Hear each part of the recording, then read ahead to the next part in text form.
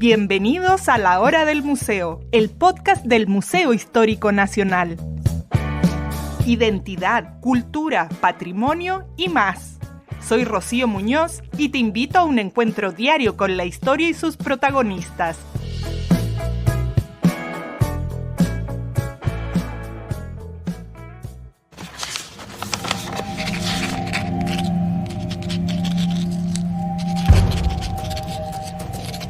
Lucrecia Undurraga nació en 1841 en Illapel, Chile, y falleció a los 60 años producto de una neumonía.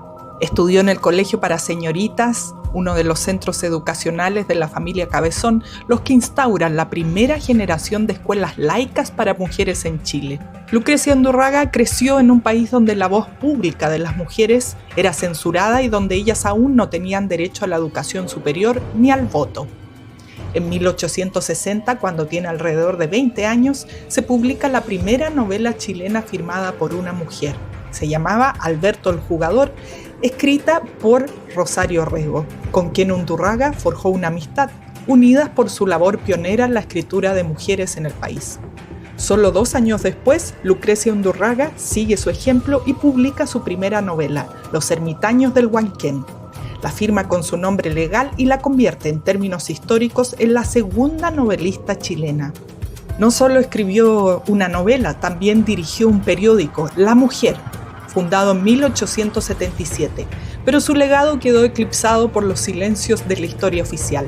El libro Lucrecia Undurraga, Obras Incompletas, busca reparar este olvido y abrir un espacio para que su voz vuelva a circular, especialmente en torno a uno de los temas centrales de su pensamiento, la defensa de la educación de las mujeres en un Chile donde ellas aún no podían votar, ni poseer bienes, ni matricularse en la universidad. Hoy nos acompañan Verónica Ramírez, académica y directora del Centro de Estudios Americanos de la Universidad Adolfo Ibáñez, y Mariela Ramírez Peña, investigadora en literatura chilena decimonónica. Ambas son las autoras de este libro que recoge las obras incompletas de Lucrecia Undurraga.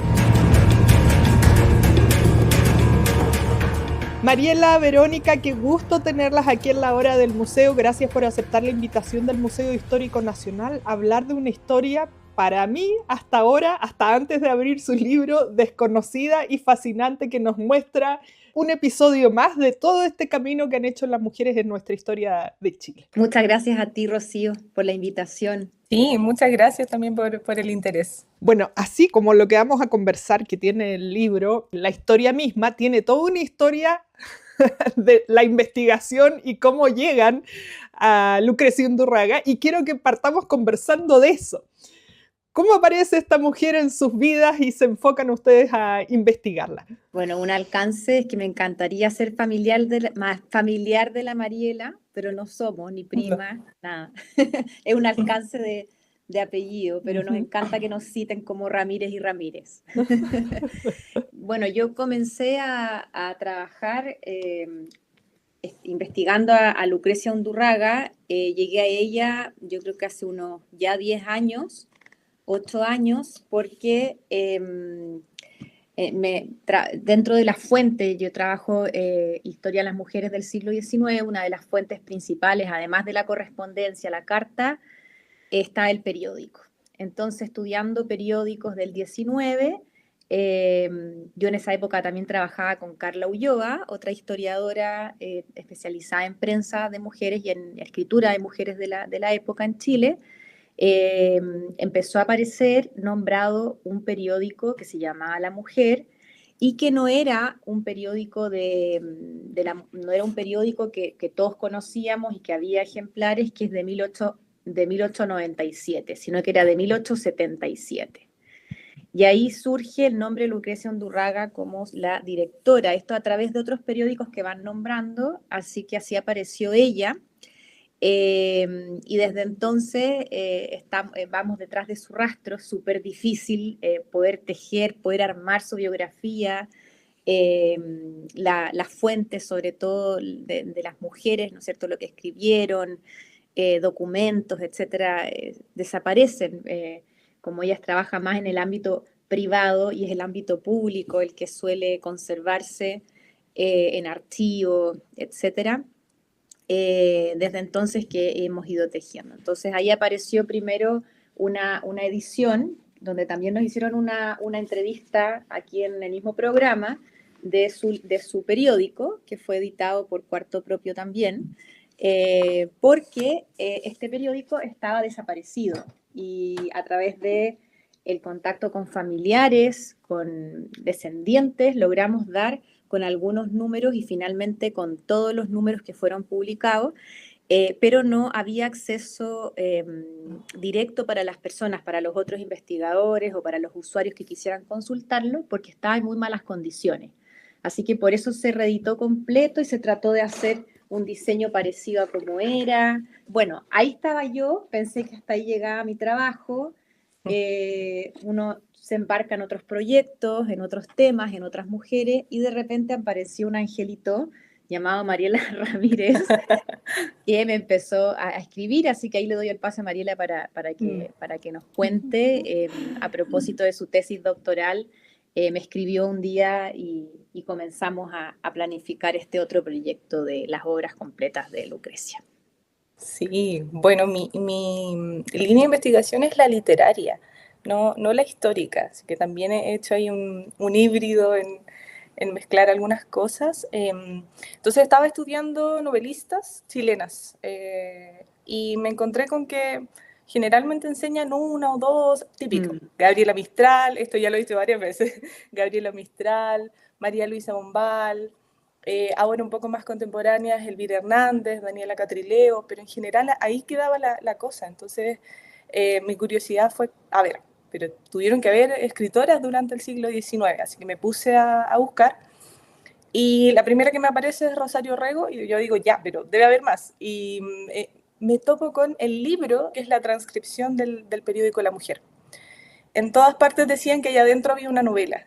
Y yo dije, ya, lo lógico entonces vamos a adquirir el libro, y no estaba en ninguna parte. Entonces también ahí vino un poco entre curiosidad y desesperación. Digo, ya, le voy a escribir a las autoras, así como no pierdo nada. O sea, a veces uno escribe, nunca responden. Yo dije, pero vemos. Y me respondieron ambas, pero Carla estaba en ese momento en México, creo que todavía está en México. Entonces me dijo, es un poco complejo para mí hacerte llegar una copia. Y ahí le escribo, o sea, le escribí a las dos al mismo tiempo en realidad. Y ahí me responde Vero y me envía amablemente la copia. Nunca lo voy a olvidar porque te dije, ya dime cuánto te debo, todo esto en calidad muy precaria de estudiante. Claro, y Vero me dice, lo precario. no. Sí, me dice, no, es un regalo. Y me puse a leer a Lucrecia y dije, ya, o sea, es increíble que esta mujer nunca le publicara las obras en formato libro, como que no podía creerlo. Y entonces empecé a escribirle a Verónica, ya, hay algo que hacer, hay algo que hacer. Y en la insistencia y la curiosidad, diría yo, surge este proyecto. ¡Wow! ¡Qué increíble! Todas estas vueltas, el destino que las fue uniendo, el que apareciera esta mujer, Lucrecia Undurraga, el rescate de esto que parecía no existir, pero sí existía este periódico. Bueno, me parece espectacular, ya quiero que vamos ahondando en eso. Aquí una precisión. Antes se publicaban las novelas por episodios, por partes en los diarios. Quería hacer ahí un pequeño paréntesis sobre ese formato que para las nuevas generaciones es como un poco impensado. Que se parece un poco a la forma en como vemos ahora las series. Es un capítulo semanal, entonces publicaban en los periódicos un capítulo semanal de la novela. Y esto era tanto de autores hombres o mujeres, o sea, no hay una distinción ahí. De hecho, como la novela típica que nos hacen leer en el colegio es Martín Rivas, que es del mismo tiempo de o sea, Alberto Blesgana es del mismo tiempo que Lucrecia. Y él la publicó en el mismo sistema, ¿sabes? Y solo cuando ya hay un poco de dinero se pasa a publicar en formato libro, pero es tan costoso para el autor como para el lector que la mejor manera de llegar al público era publicar entregas semanales en los periódicos. Claro, ahí está, se llama folletín el género. Eso. Y en el fondo esta manera, esta forma de publicar va a afectar directamente a la escritura, o sea, a la forma en que tú escribes, ¿no es cierto? Porque tienes que mantener la intriga, tal como decía la Mariela, si tú ves una serie hoy día en alguna plataforma de streaming también, pues el capítulo tiene que ser como redondito para que te mantenga ahí con la intriga, entonces Claro, y cuando ya tenías un éxito, ¿no es cierto? La gente estaba dispuesta, el agente editorial, qué sé yo, se daban cuenta que había un interés que podía generarte un negocio decente, digamos, eh, se publicaba como libro. Claro. Bueno, ahí además la gente si quería seguir leyendo compraba el diario, que hoy día ya no existe ni el diario, por eso les pido estas precisiones. Bueno, antes de entrar de lleno a Lucrecia, este periódico, La Mujer, era dirigido por una mujer, escrito solo por mujeres y para mujeres, pero ¿cuál era su contenido? Porque me ha pasado muchas veces que hablamos acá de historia de ciertas publicaciones. Hemos hablado, por ejemplo, de las publicaciones de los diarios de obreras feministas, pero también hay mucha cosa que se publicaba como con recetas de cocina, bordado. Entonces, este periódico, ¿de qué temas trataba? Mira, tiene una bajada, como todo periódico del 19, se llama La Mujer, ¿ya? Efectivamente, dirigido por una mujer, está dedicado a las mujeres, o sea, se espera tener mujeres lectoras, pero yo diría como estrategia, ¿no? Porque igual está esperando ser leído por algunos hombres. Escrito principalmente por colaboradoras mujeres, ya hay en el encabezado, en el fondo aparecen toda la lista de las mujeres, pero también por ahí de repente aparecía algún colaborador hombre, ¿ya? Las secciones que tenía era historia, política, literatura, artes y localidad, que localidad sería como la página de la semana que te mantenía al tanto de no solamente de los chismes, sino que también de qué es lo que se había votado en el Congreso esa semana, o sea, entonces, recetas de cocina, no, ya no sería tanto como una revista de variedades, como de secciones, ¿no es cierto?, tan amplias como uno se imagina un magazine del siglo XX, ¿ya? Sino que más, podríamos decir, un poquito más especializado y muy concentrado. Todos estos temas, todas estas secciones que te mencioné, la literatura, la política, ¿no es cierto?, con la condición de la mujer, la condición de las mujeres en ese entonces. Qué interesante, me suena como a educativo de alguna manera. Exactamente. Sí, y otro rasgo también interesante de este periódico es que hay mujeres colaborando en distintas partes del país. Entonces, claro, se hace en Santiago, pero hay gente desde Chillán, La Serena, Talca, de todos lados enviando textos para que se publiquen.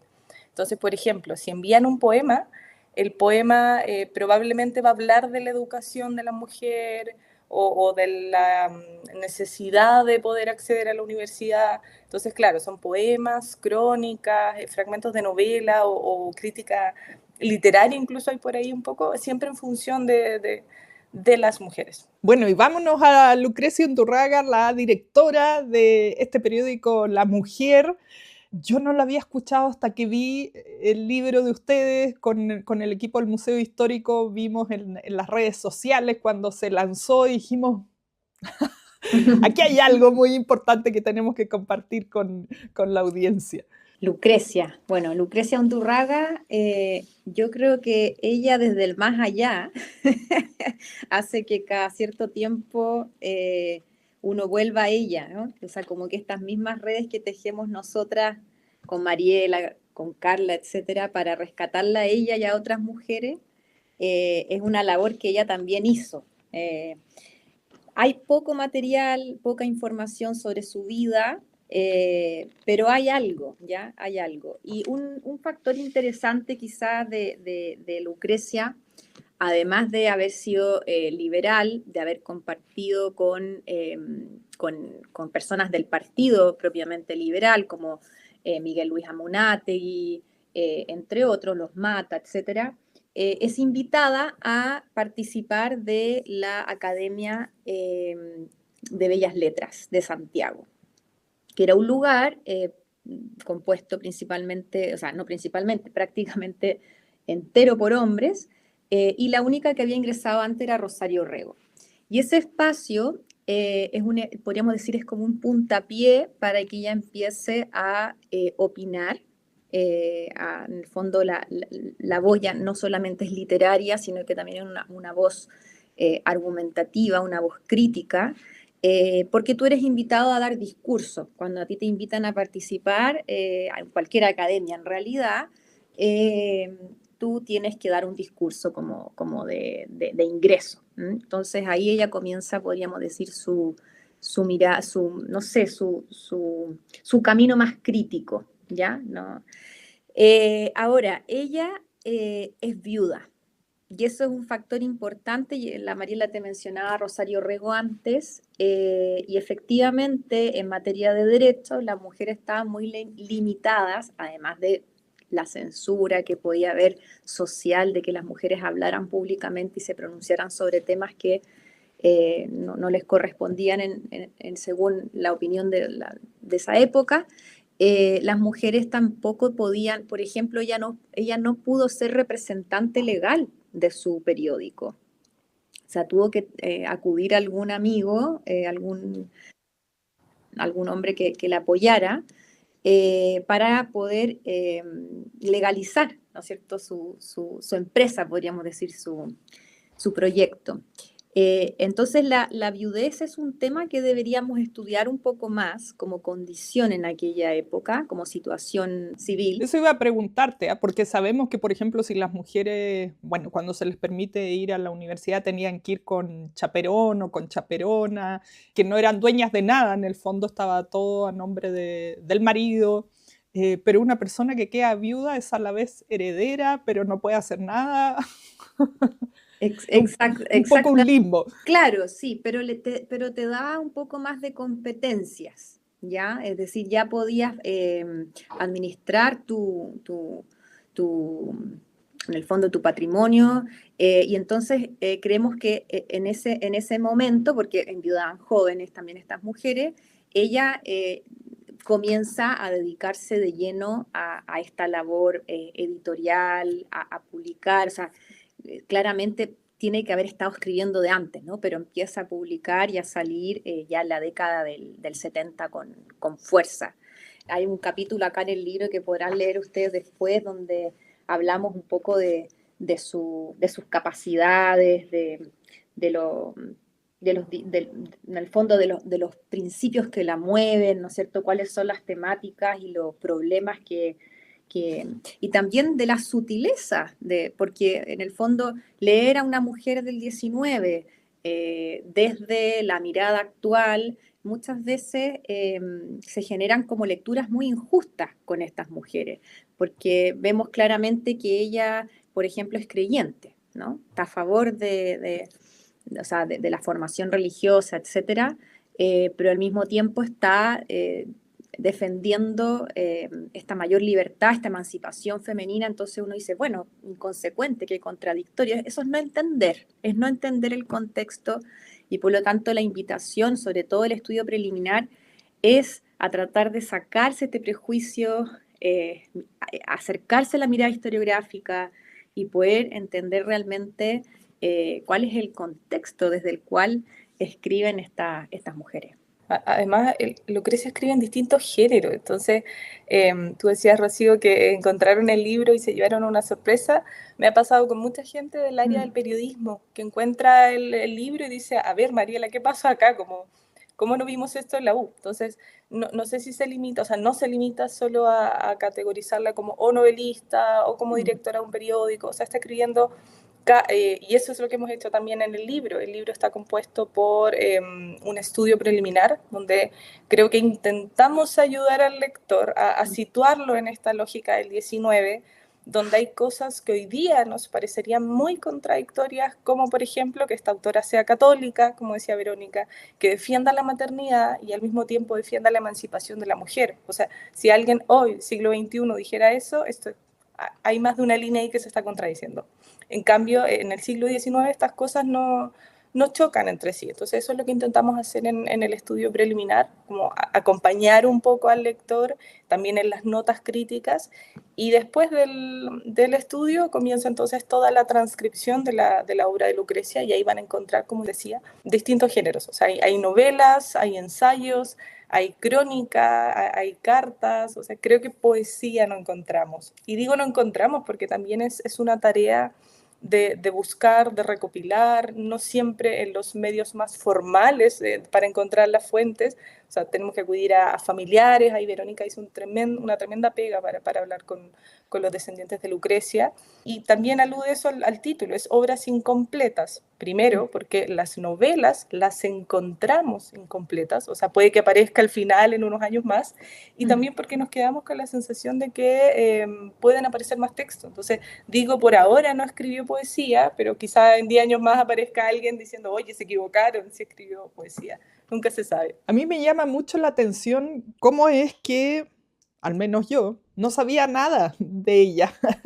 Y en el fondo era como que podía existir, pero no existía, pero no estaba la constatación de sus obras que ustedes reúnen acá, de este periódico. Fue todo este proceso que nos contaron al inicio de esta entrevista. Entonces, como tú dices, puede aparecer poesía, por ejemplo, pero no sé si han manejado la hipótesis de por qué habrá quedado como en el olvido, de alguna manera, si es una tremenda mujer. Mira, yo creo que aquí hay hartas cuestiones que están en juego, ¿ya? No, me acuerdo una vez conversando con un tataranieto, que también es historiador, un tataranieto de Lucrecia.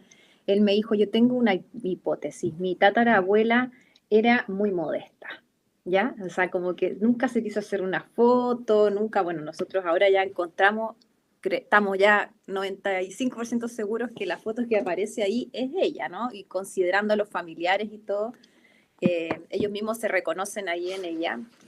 Esa es una labor que hizo la Carla de laboratorio. Pero está esto en juego, ¿no es cierto? Lo que yo decía recién, va de la mano con, primero, el dispositivo en el que ella se publica, ¿no? En el que sale a flote su voz, el periódico. Yo siempre le digo a los estudiantes, ¿qué hace uno con un periódico? Un asado, profe. El fuego, si vas a la feria, los huevos, ¿no es cierto? Lo envuelve. O sea, la precariedad del dispositivo periódico es muy grande, ¿no? O sea, es muy, eso es un factor, y ese fue el dispositivo en el cual ella dejó el registro de su voz. Y eso se pierde, o sea, imagínate que para poder hallar ejemplares, algún ejemplar de alguno de los números, no estamos hablando ni siquiera de todo, fue una tarea impresionante. Además, el periódico en el 19, si hoy día es algo precario, en esa época muchísimo más, ¿ya? Es decir, tú armabas una revista, armabas un periódico, un tremendo esfuerzo, y circulabas 1, 2, 3 meses y desaparecías, porque era con autofinanciamiento, no existía esta idea de la empresa del medio, ¿no es cierto?, como una empresa, como un negocio, con avisaje. Aquí hay avisaje, pero algo muy, o sea, claramente este periódico fue financiado por Lucrecia Undurraga, seguramente con algunos apoyos, pero tú vas viendo en el mismo periódico, ¿no es cierto?, el llamado a los suscriptores, por favor, paguen, vamos a desaparecer.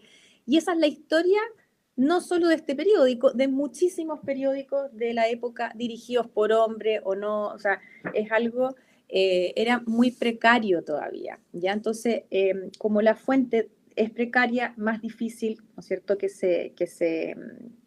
perdure hasta nuestros tiempos. Lo segundo también es el factor de que sea mujer, ¿no es cierto? O sea, que sea mujer, firman con seudónimo, firman con las iniciales. Todo esto hace que quizás después la Mariela podrá contar eso, pero algún texto en que aparece L.U, tú lo descartes porque tienes que tener una responsabilidad también como historiador, no puedes llegar y decir, mira, ¿sabes? Ahora nosotros tenemos idea de que según cómo escribe, el tono, ahí sirve la Mariela, es un gran aporte porque va viendo, no es que mira el estilo y todo podría calzar, pero tú no puedes llegar y afirmar que entonces el hecho de que ellas escribieran de esas, no firmaran, ¿no es cierto? En el fondo este trabajo fuera una cosa como media ilegal, podríamos decir, ¿no es cierto?, escribir, pero es que yo escribo, pero después me arrepiento. De hecho, hay un caso ahí, van a poder leer, no sé si lo incluimos, Mariela, porque sé que está en el periódico, pero no sé si lo incluimos en la obra, de una colaboradora que se retracta. O sea, ella publica en el primero, segundo número, súper contenta con su firma, no sé qué, y después en el segundo número aparece publicada una carta, que igual yo creo como muy honorable de parte de Lucrecia, publicar la carta en el diario diciendo que ella se retracta y que no quiere participar más y qué sé yo. Entonces, claro, ¿qué le pasó en esa semana? Porque era un semanario, seguramente toda la censura de su familia o qué sé yo, cayó encima. Entonces hay una dificultad grande en poder rastrear a estas mujeres, Rocío, y que es parte de la precariedad del dispositivo, del contexto del 19, de nuestros mismos sistemas, o sea, pensemos en nuestro país, que es naciente, su la biblioteca era algo también que había nacido hace pocos años, si lo comparamos con otros países. Entonces, un archivo de mujeres, algo impensado. Sí, pues el archivo de mujeres se creó hace un par de años. El 2013, creo. Sí, hace no mucho ya, bueno, se dieron los fondos y todo para que eso exista. Eh, Quería que conversáramos justamente, Mariela, de los temas que aborda Lucrecia, de su estilo. No sé si era parte de una generación, es única, cuáles serían sus autores que la inspiraba, era parte de la corriente de lo que se escribía por esos años. Bueno, Verónica adelantó un poco en que ella forma parte de esta Academia de Bellas Letras, donde hay autores de pensamiento liberal que tienen esta lógica de creer que con educación se va a arreglar o se va a fundar esta nación. O sea, Lucrecia está escribiendo solo unas décadas después de la independencia, igual que Alberto Blesgana, igual que Rosario Rego. Entonces están todos como en equipo en este proyecto político, ideológico, republicano de educar. Eh, pero también tiene características que son muy de ella y que también encontramos en otras autoras de otros países, lo que nos muestra que Lucrecia fue una muy buena lectora, una lectora muy extensa, o sea, leía de países como Argentina, Estados Unidos, Colombia, y también las citan fuera, entonces ahí también nos muestra que, y lo que me hace que me dé un poco de rabia es como cómo la están citando en textos en Colombia o en Argentina y no está acá en Chile. O sea, creo que ahí Verónica es más mesurada en dar toda esta explicación de a qué se debe la ausencia. Cuando a mí me preguntan, yo digo al tiro, muy joven, el patriarcado. O sea, como es mi respuesta más rápida, un poco más emocional también. Entonces, en su escritura, un rasgo muy entretenido de leerla es que es muy irónica. Y eso también corresponde a una estrategia del momento. No, las mujeres no pueden ser tan directas en decir como lo que quieren criticar o cuestionar, pero ella habla de política, cuando un ministro considera que lo está haciendo mal, lo dice, pero siempre con la ironía. Entonces también es muy entretenido de leer. Y como rasgo de escritura, algo que destacamos de Lucrecia es que sus oraciones son cortas, o sea, tiene una escritura muy breve, y esto era porque como publicaban la novela en diario, después la gente, no todos sabían leer en ese momento, es 1870 en Chile, el nivel de alfabetización, según Bernardo Subercaseaux, es del 10% del país, o sea, no es una cosa de leamos todos. Wow. Entonces alguien de la familia leía, compraban el periódico, se reunían en el living, en el comedor, en la sala de estar, y ese alguien que sabía leer compartía, entonces en voz alta, esa escritura. Entonces, ¿qué pasa después? Se lee a Lucrecia durante el siglo XX y el XXI con una óptica un poco más exigente. Entonces es muy fácil categorizar su escritura como simplista. Como no, mira, sí, no escribe simple, no hace muchas cosas, pero es que, como decía Verónica al principio, hay que leerla en su tiempo, en su contexto para entenderla. Claro, tiene un estilo muy de la oralidad, podríamos decir, Sí. muy del discurso, si eso es. Entonces, como decía la Mariela, con frases cortas, pero muy incisivas, muy profundas, lo que hace que sea como un ritmo cortado, ¿no? Pero uno podría decir quizá como que fluye menos, ¿ya? Para la narrativa a ver, para el lector silencioso. Hoy día nosotros leemos solos, ¿no es cierto? Entonces es como muy entrecortado porque está pensado para ser leído en voz alta. Así eso es un punto, y ahí es donde justamente de repente desde una crítica literaria pues se podría ser injusto con ella, para decir, mira, como narradora es como muy, como como que, bueno, estamos hablando ya desde cuestiones más estéticas. Claro, bueno, antes se leía así, la idea de un lector solo en alguna parte leyendo el silencio no existía. Era todo para leerse en voz alta. Y además lo encuentro, a mí me encantan las frases cortas, un estilo hoy día se puede pensar o decir eso muy norteamericano de escribir, ¿no? Con frases más cortas, más al callo y no tan latinoamericano que nos gusta harto el bla bla. Exactamente, sí. Ponerle flores a las cosas. Bueno, hay un episodio que se cuenta al inicio del libro que tiene una discusión política a través del diario y eso me gustó. Yo no sé si ella de alguna manera estaba en este movimiento mundial que había por entonces en Europa, aquí en Chile tal vez menos, de conseguir más derechos para las mujeres.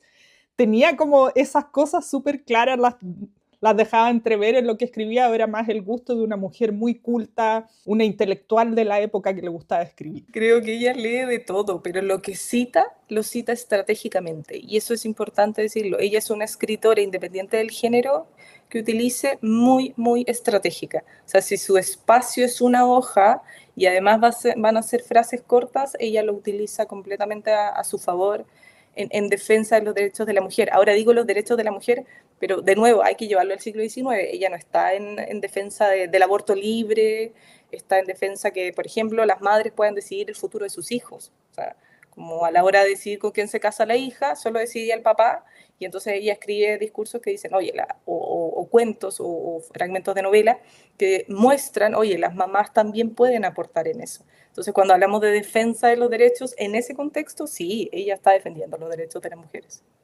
No está hablando de sufragio, ¿ya? Ahora, como dice la Mariela, yo creo que por eso que es tan importante también que la edición sea guiada, ¿ya? Por eso que en la parte de la antología tenemos millones de notas al pie para ir dirigiendo, o sea, no dirigiendo, pero sí guiando al lector, porque justamente pueden haber ciertos vacíos historiográficos o qué sé yo, esos saltos que te pueden llevar a cometer ciertos errores en cómo comprender el momento, el contexto. Como decía la Mariela, si bien ella no está pensando en sufragio, sí está pensando en una mayor participación, de hecho usa la palabra emancipación de las mujeres en el plano civil, ¿no? O sea, en el plano en el espacio público.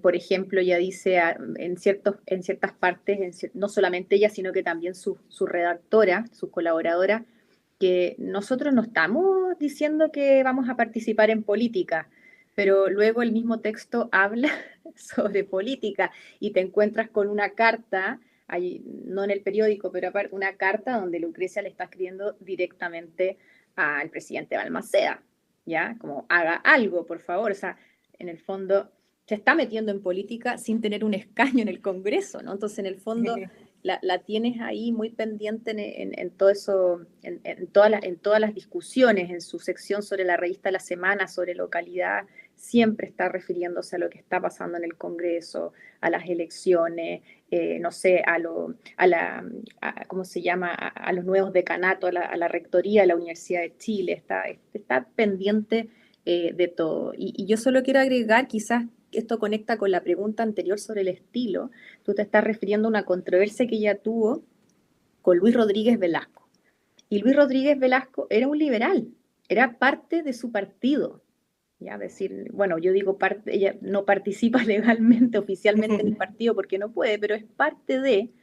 Entonces, si bien va a caballo, ¿no es cierto?, se sube en este discurso liberal, ella tiene controversias dentro de ese partido. Y lo principal es que muchos hombres de ese partido, yo no digo todos, porque tiene ¿no es cierto?, sus aliados, no ven como una necesidad, una urgencia que la mujer sea educada, igual que los hombres, ¿no? Que ella acceda al mundo profesional, al mundo científico. Entonces, sí, en términos teóricos estamos de acuerdo, pero no lo veo como una necesidad, una urgencia. Quizás a futuro vamos a llegar allá.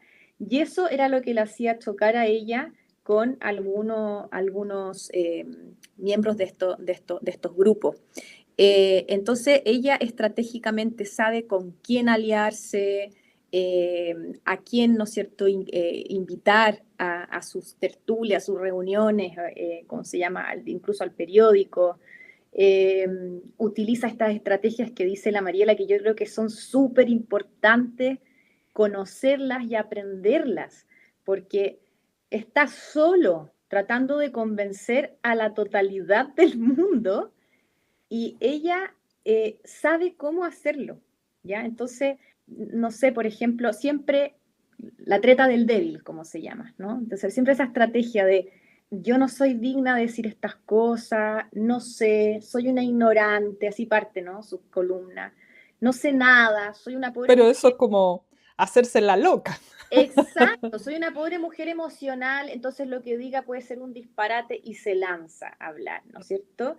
Entonces es parte de las estrategias que usa y esa controversia con Rodrigo Velasco que la pusimos, con Rodríguez Velázquez que la pusimos ahí, creo que es clave para entender eso y creo que es una tremenda lección también de cómo poder concientizar, ganar debates, lograr convencer al otro, al que está desde el otro lado, pero a través del uso de la palabra y del uso de la razón, y no a través del uso de la violencia, ¿no es cierto?, y de otras herramientas. Y yo creo que eso, en su caso, sería un factor o un talento o una cualidad que la distingue, Rocío, que tú decías, ¿qué la hace única? Ya no está esa como esa rabia no, está siempre controlada y siempre jugando con las mismas fichas, ¿no es cierto? Con las mismas reglas del juego de esos que están ahí oponiéndosele o qué sé yo. Una estratega, además de todo esto que nos Sí. han contado. Ya nos queda nada para terminar. Lucrecia muere de una neumonía, por lo que leían en sus libros. No sé si escribió hasta el final, se sabe algo más de cómo terminó sus días, porque bueno, ustedes han descubierto todo esto con ciertas hipótesis de por qué quedó en el olvido, investigando hasta con los descendientes, pero en el fondo muere y queda ahí, y ahí empieza este olvido. ¿Cuál es este final de Lucrecia Undurraga? Bueno, está en los años de mayor actividad, son entre 1873 y 1877. Y después no encontramos textos, o sea, no es que no haya, pero se pierde un poco la autoría de Lucrecia. No sabemos qué pasó en 1891, pero sí encontramos el obituario. El Mercurio publica un obituario al día siguiente de la muerte de Lucrecia e indican que tienen por ahí unas obras, entonces las buscamos por todos lados, no la encontramos, así que queda esta sensación de que estas hipótesis de que tuvo que haber seguido escribiendo, más no publicando. Y también, o sea, este es un descubrimiento, pero también quiero enfatizar las comillas porque también es el producto, resultado de un montón de otras investigadoras que fueron poniendo distintos granitos de arena sobre Lucrecia. O sea, como decía, está Verónica, por supuesto, está Carla Ulloa, antes está Carol Arcos, está Claudia Montero, y creo que así podemos seguir hasta atrás, hasta Soledad Costa, citándole en 1890. O sea, es el producto de mucho trabajo solidario de otras investigadoras que nosotras recopilamos y analizamos. Claro, ahora en ese sentido también, ahí me sale ahí como la cuestión del historiador, y es que lamentablemente también, Rocío, pasa un poco que cuando estas mujeres empiezan a hacerse súper atractivas, ¿no es cierto?, como desde la actualidad, y no encuentras, y no encuentras fuente. Hay una tremenda tentación de inventar cosas, ¿ya? Entonces ahí es cuando se distingue un trabajo serio de uno que no lo es.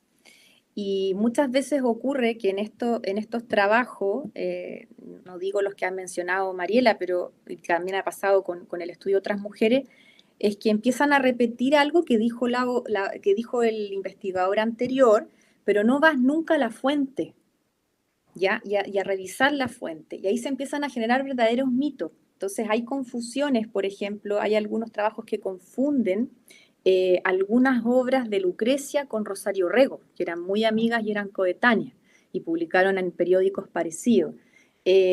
O si no, de informaciones, ¿no es cierto?, de años que están errados.